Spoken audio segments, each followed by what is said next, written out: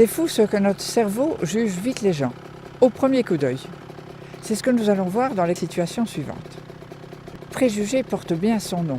Le jugement est prononcé avant que la personne ait ouvert la bouche. Vous est-il déjà arrivé d'avoir peur d'un individu qui s'approche brusquement de vous? En veut-il à votre portefeuille, à votre vie? Ou de craindre si votre chef vous appelle dans son bureau, est-ce pour une critique? Ou d'avoir peur que votre ado ne rentre pas à l'heure lorsqu'il vous a emprunté la voiture? Tous ces préjugés m'empêchent d'avoir confiance en l'autre.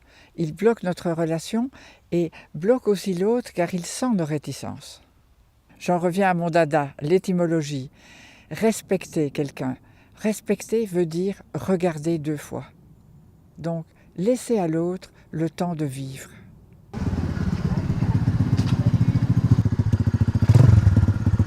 Vous pouvez arrêter un peu, s'il vous plaît.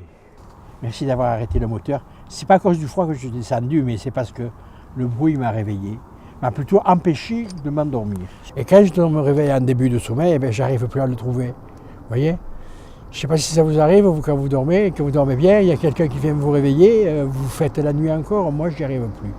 À mon âge, je pourrais être votre grand-père presque. Hein. Alors, laissez dormir Pépé, quoi. D'accord. On ne sait pas vous avoir dérangé, mais on s'excuse. Merci. Voilà. Il n'y a pas de problème. Merci. Nous sommes encore désolés et passez une bonne nuit. Ok, eh bien, elle sera bonne maintenant. Au Au revoir, bonsoir. Au revoir. Merci. C'est parti. Lorsque nous rencontrons quelqu'un, nous ne savons pas toujours ce qui s'est passé dans sa vie auparavant. Imaginons que nous avons rencontre avec une personne au sommet d'une montagne. Nous sommes montés par un chemin agréable, serpentant au milieu des sapins, mais nous ne savons pas du tout ce qui est sur l'autre versant. Y a-t-il des ruisseaux, éboulis, cailloux, peut-être même des crevasses? Nous ne le saurons qu'arrivés en haut lorsque nous établirons un dialogue avec l'autre. Si vous entrez dans un véritable dialogue avec autrui, vous saurez quelle a été la véritable vie de cette personne. Ainsi, cette collègue râleuse, ce voisin embêtant ou ce jeune révolté a peut-être eu une vie très difficile. Ou une très mauvaise nouvelle ce matin. Tu as du prix à mes yeux, dit Dieu à chacun. Chaque personne a en elle une étincelle de lumière.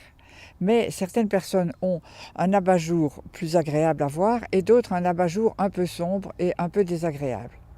Mais si nous arrivons à trouver quel est le positif dans chaque personne, nous aurons plus le regard de Dieu, nous arriverons à trouver la singularité de la personne en ayant un regard plus pénétrant et plus vrai.